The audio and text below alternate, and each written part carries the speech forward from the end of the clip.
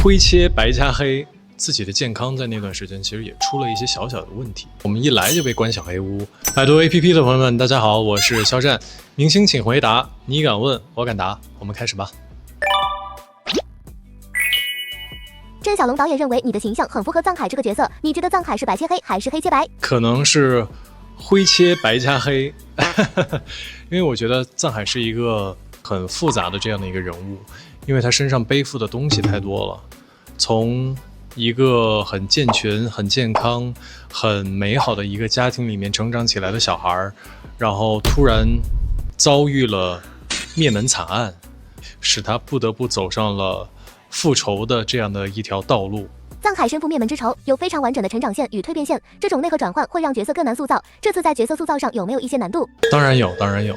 我觉得很多的时候，其实藏海是在骗人，但是呢，他要让他的对手相信他说的是真话。郑导给了我一个建议，他是说实话骗人，骗过自己，然后让别人相信你说的话。这次和导演郑晓龙合作的契机是什么？很早，大概是追溯到2-3年前了，因为《藏海传》的剧本。然后，所以大家就先见面，然后建立了联系。我当时看了，我就被这个复杂的人物，然后以及紧凑的剧情给吸引。有观众评价你是细节控，《藏海传》有没有让你反复打磨到崩溃的戏？有一场戏，其实是在我一开始看剧本的时候，我就特别的喜欢，大概会在第7集的时候出现。他走出了那个断龙石的那场戏，我认为是《藏海传》很重要的一场戏，也是对于藏海这个角色很重要的一场戏。在拍的时候，到了现场，其实词已经非常的熟悉了，更多的是去做一些心理建设。我从墓室走到这个台前，我走了多远？温度是什么样子？湿度是什么样子？我人物的疲惫状态是什么样子？他这个时候要完成的任务是什么？期待！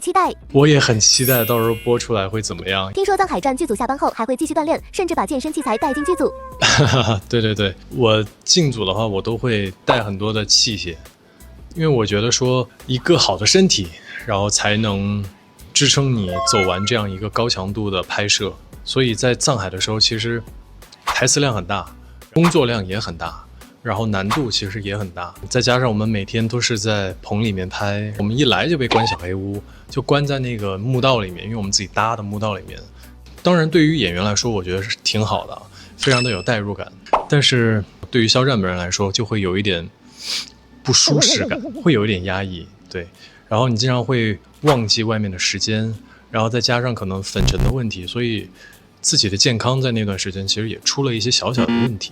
现在回过头看，健身锻炼越发的重要了。有没有一些好上手的健身项目可以安利给职场打工人们？工位上其实就是做一些卷腹啊什么的就可以。接下来是快问快答环节，问一个问题，你要立刻给出回应。OK。藏海是什么动物素？狐狸。最喜欢藏海的哪套皮肤？官服吧。作为肖战，想要对藏海说什么？睡个好觉。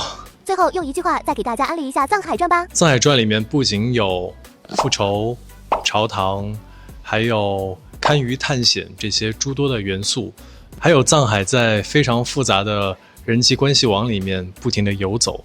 想看一介布衣如何在蛰伏10年之后重返京城复仇的吗？一定要看《藏海传》。